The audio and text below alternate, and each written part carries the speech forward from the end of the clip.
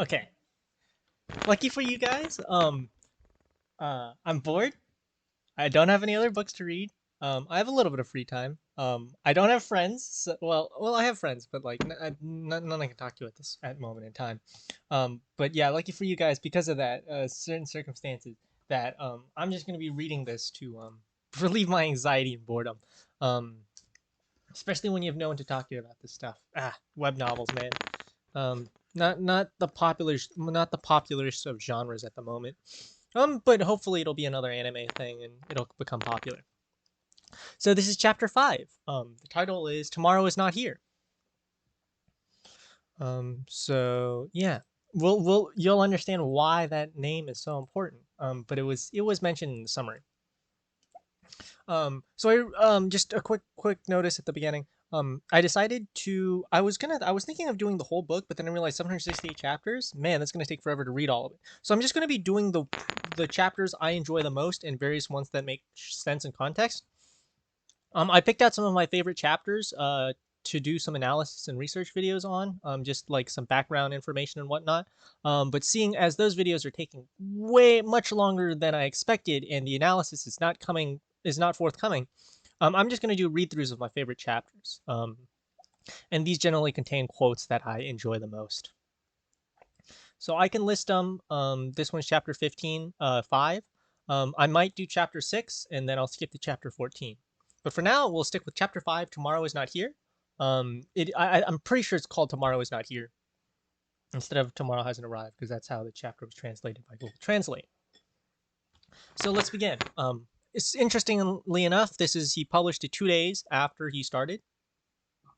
So I'm assuming he's starting to publish around 1 to 2 chapters per day. Let's begin.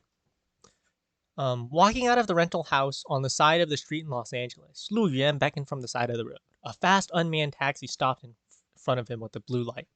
The street lights in front of me are shining. The evening breeze is lingering, and the street trees are strolling down the street. There's a small couple playing there. Obviously, it's a very ordinary night view of the city, but in Lu Yuan's heart, it has a different taste. So this is the world I want to protect, Lu Yuan smiled. Of course, maybe it's not about guarding. At least I should make the future less cruel. It's like I don't want to be that desperate father anymore, but instead need my daughter to comfort me.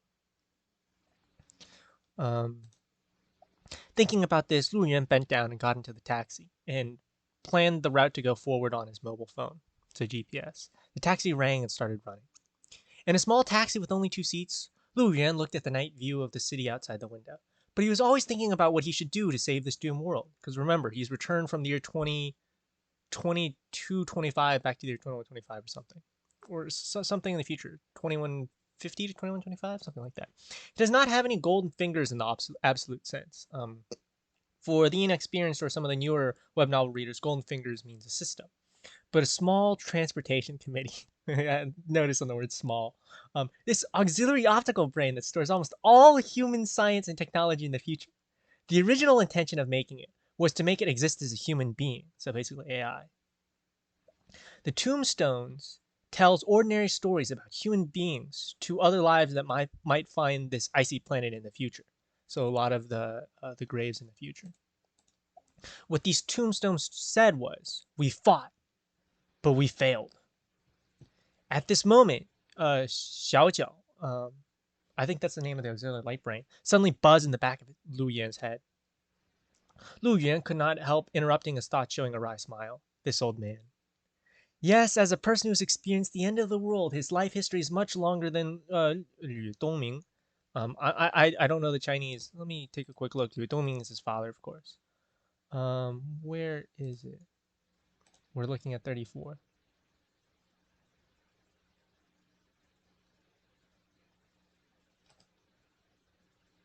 Oh, so this old man, 这个老爹，什么鬼？ His life history is much longer. So there's Lu Yuan, that's his name right here. The road is far.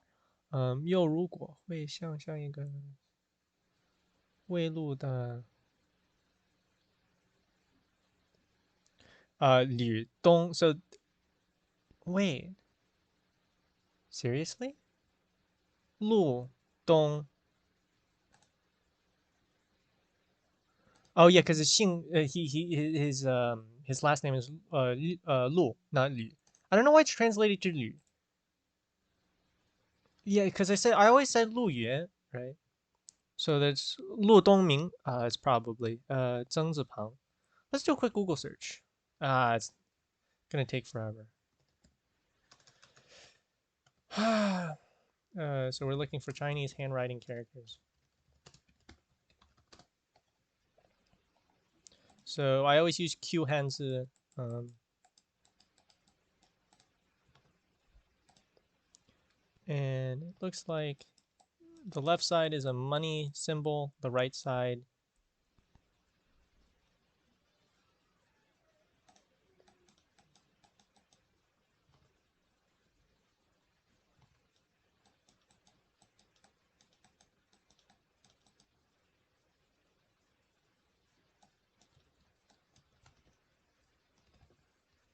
So let's see what. Oh, it's a second. Lu Dongming. Yeah. So I did say it right. Let's. Yeah, I don't know what his name means, but yeah. So his father's Liu Dongming. They describe him in chapters like 2 through 4. It describes him his family situation. How can he believe that a gambler who's already at a dead end will change his face and behave because of his son's words? So his father's a gambler. The reason why I wanted to find his father, besides determining how much money his father owed so that he could pay the bills for him, the most important thing was to send him the $5,000. The gift of the 5,000 yuan is, of course, not that important, but Lu Yan has to borrow the 5,000 yuan to transfer a trace of the transportation committee to Lu Dongming's body. So, yeah, so the transportation committee is nanobots. There are no other functions for this fragment, but only one function is enough. Its function is to automatically send out a wave of electric current to stimulate the opponent's body when it automatically detects that when Liu Dongming wants to gamble. Basically, the equivalent of electrotherapy. It's very fascinating. So yeah, in China, they used to, electrotherapy was attempted, I think, for internet addiction, but gambling addiction, most people agree, is fine. When the pain at the moment of placing a bet is greater than the secretion of dopamine caused by the unknown gambling, then the drug addiction will be cured. I can go into some analysis on the gambling aspect of it. Most people, the average person, generally fears the what they lose twice as much as they gain. That's why a lot of people are don't like gambling. But some people will gamble provided that the rewards are large enough. But if it's like a 1-to-1 return, most people don't gamble unless the odds are in their favor. And even then, you want generally a 2-to-1 return before most people gamble. That's like the general gambling psychology. I think economics is the thing, but I'm not 100% sure. But yeah, very interesting. So a lot of people who do stocks and whatnot aren't necessarily the people that are risk averse, but they do pursue large rewards. So greater the risk, greater the reward. Of course, even if uh, Lu Dongming, Lu Dongming wants to place a bet, he has to carry that wave of electric current first without fainting, right? So that can't be too strong like a taser. Thinking of this, Lu Yuan couldn't help covering his face with his hands. He never dreamed that the first thing he did after he was reborn and obtained the golden finger was actually used to cheat his father. Technically, a lot of commenters are saying it's college entrance exam. But Lu Yuan looked at a shallow reflection on the glass. This is one of the reasons why I love this chapter so much. Besides making the future less cruel as a character motivation, before saving the Earth, I want to save my family first. Right. So a lot of paragons of virtue. Right. Have their ideals and they want to make everything right. Right. But very few main characters generally consider their own interest, right? So that's why it just makes them more normal. And a lot of these chapters, the early chapters, are really dedicated to Lu Yuan's character development, understanding his background, understanding where he came from, and just the family environment that he's in. So we continue on with the story. So dot dot dot dot dot dot. Chinese uses 3 or 6 dots. When Lu Yuan returned home, it was almost 10 o'clock in the evening. He had a few conversations with mothers, but did not mention if she saw his father. Sorry, Chinese uses him or her, ta ha ta, in very interesting characters, so the Google Translate is not always the most accurate. Finally, when his mother urged him to go to bed early, Lu Yuan returned to his room. Returned to his room. In the bedroom, I turned on the computer. Although it shows that he's still taking, Tian is still taking the college entrance. I don't know what that means. Tian is still taking the college entrance examination. Lu Yuan has no idea how to review it. Lu, yeah, Lu. The Ghost knows where the review to begin. So only ghosts know how to begin a review. He looked at the computer he hadn't used for a long time, opened the Word document according to the impression that he remembered, thought about it, and finally typed these words at the top of the document. How to save the Earth. Grand, grand, grand. And then a lot of commenters is saying, wandering Earth. Then, according to the thoughts summarized before, Lu Yan went on to write, first, for now, the most important thing to unlock is the controllable nuclear fusion technology. Once nuclear fusion is unlocked, even if the sun is really extinguished, you can rely on the huge energy provided by nuclear fusion to try and build a shelter to escape away from disasters. The difficulty lies in how I can teach the current human ruling class the nuclear fusion technology I currently master, and how to win the trust of them to ensure their own safety and his own safety. Right? So a lot of internet commenters are saying, coming up with their own ideas. Second, after nuclear fusion technology, more urgent is the mature nuclear battery technology with higher energy density. With nuclear batteries, snow crawlers and highly self-sustaining intelligent robots can be unlocked. This is the first hardware support for building shelters. So a lot of commenters are talking about alternate energy. 3. After unlocking the first two technologies, how should we guide mankind to construct a refuge sufficient to meet the sun extinguishing levels disaster, a mega refuge on the level of millions? Forced as an alternative, how to guide the further development of space technology, because the long-term base on the moon and even the Mars is the true form of the Earth's refuge. 5. And do a good job that if all plans fail, at least there's a chance for human beings to go into exile. I only have 5 years. Today is the night of June 7th, 2125, and the sun will go out without warning on December 20th, 2130. This is a big joke that fate made me, even though I was dreaming, or I was mad. But Xiaojiao is the only proof that my rebirth is true. It is also the fundamental weapon that I use to change the world. Lu Yuan took his hands away from the keyboard and quietly watched the text on the screen. He is an ordinary person, no matter in his previous life or in this life. Although he happened to say that he became the last group of people who lived to the last time in the last days, there's nothing to boast about. Even he couldn't imagine why fate chose him to return to 5 years before the sun went out. But since it's here, you can't do nothing. Thinking about this, Lu Yuan couldn't help but show a wry smile. He raised his hand and typed a line in the Word document. Of course, before that, I will work hard to earn 3.7 million in 3 months. It's a huge goal.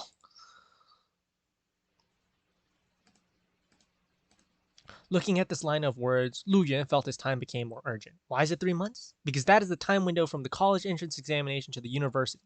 It's only 3 months, so basically summer break. And Lu Yuan only has 3 months to make money, because his father's gambling debt is really urgent. Although Lu Yuan has roughly figured out the way to make money, he still has no idea whether he can do it or not. Thinking about this, Lu Yuan pressed his finger to his temple. Hello, Xiaojiao. Help me answer Su Mei's call. Su Mei, Lu Yao's mother. Lu Yuan's wife in the future. But at this time, she should also be in the college entrance examination. Since Lu Yuan had Su Mei's information address in his heart, the transportation committee easily connected Su Mei's telephone on the communication network. Hello? The sweet, mellow voice of the girl came into Lu Yuan's ears. But Lu Yuan just listened quietly as a stranger who made the wrong call, because to Su Mei now, he is really a complete stranger. Hello? Hello? Su Mei asked a few words on the other side of the phone, then wrinkled her nose, hung up the phone, and looked at the strange caller ID. What a weird person. And Lu Yuan laughed silly in front of his table. With a smile, tears flowed from his face. Su Mei, a female high school student, 18 years old, is also a well-known live game up host. I'll explain what that means later. She is known for her sweet voice, excellent automatopoeia, and a strong sense of substitution for playing games. She has quite a lot of live fans. Okay, so now's a good time to explain. Up means uploader. So in the West, it would be Twitch, um, Twitch, Facebook Gaming, YouTube, and the like. And then in China, I think it's Bilibili. I don't know about Chinese upstreamers. TikTok probably, Douyin. His future girlfriend and wife are also wounds in his heart that can never be healed.